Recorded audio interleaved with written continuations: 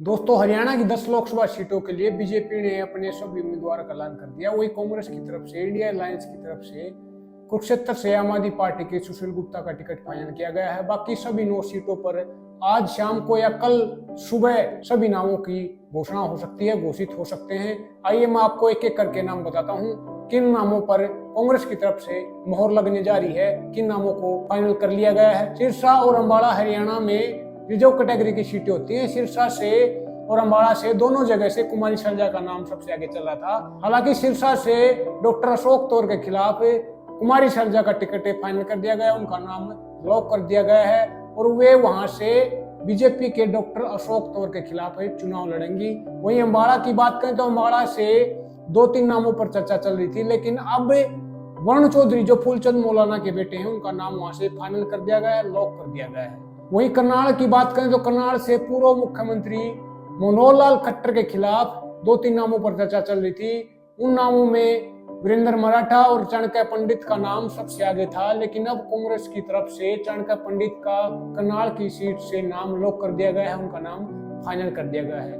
वहीं सोनीपत की बात करें तो सोनीपत से बीजेपी की तरफ से मोहनलाल बड़ोली को टिकट दिया गया है, जो राई से एमएलए हैं। वहीं कांग्रेस की तरफ से 2 नामों पर गहन चर्चा चल रही थी, वे नाम है सुरेंद्र सिंह दैया और सत्यपाल ब्रह्मचारी। हालांकि अब सूत्रों के हवाले से पता चला कि सत्यपाल ब्रह्मचारी का सोनीपत के टिकट से नाम फाइनल कर दिया गया है, उनका नाम लॉक कर दिया गया है। वहीं रोहतक की सीट से कांग्रेस की तरफ से एकमात्र कैंडिडेट दीपेंद्र हुड्डा को कंसीडर किया जा रहा था, उनका नाम बीजेपी के अरविंद शर्मा के खिलाफ फाइनल कर दिया है, उनका नाम लॉक कर दिया है। दीपेंद्र सिंह हुड्डा दोबारा रोहतक लोकसभा से चुनाव लड़ेंगे।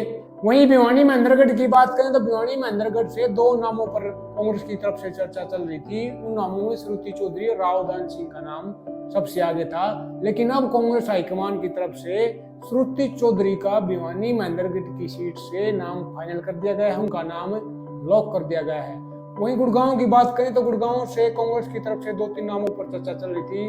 उन नामों में जितेंद्र भारद्वाज, राज बब्बर और राव दान सिंह का नाम सबसे आगे था, लेकिन अब कांग्रेस की तरफ से राव दान सिंह का गुड़गांव की सीट से नाम फाइनल कर दिया गया है, उनका नाम लॉक कर दिया गया है। वहीं फरीदाबाद की बात करें तो फरीदाबाद से बीजेपी की तरफ से कृष्णपाल गुर्जर को टिकट दिया गया है।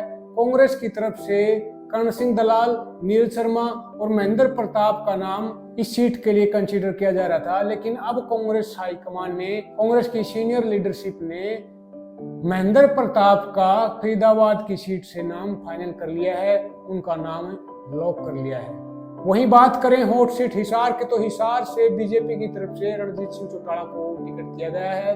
वहीं कांग्रेस की तरफ से हिसार की सीट के लिए जेपी जयप्रकाश और चंद्रमोहन बिश्नोई को हिसार लोकसभा के लिए कंसीडर किया जा रहा था, हिसार की सीट के लिए कंसीडर किया जा रहा था, उनका नाम चर्चाओं में था। लेकिन अब कांग्रेस की तरफ से जातीय समीकरणों को देखते हुए प्लस भजनलाल परिवार की हिसार लोकसभा सीट पर पकड़ को देखते हुए, उनके जनाधार को देखते हुए कांग्रेस ने चंद्रमोहन बिश्नोई, जो भजनलाल जी के बड़े बेटे हैं और कुलदीप बिश्नोई के बड़े भाई हैं, जो कालका से 4 बार विधायक भी रह चुके हैं, उनका नाम हिसार लोकसभा से फाइनल कर दिया है, उनका नाम लॉक कर दिया गया है।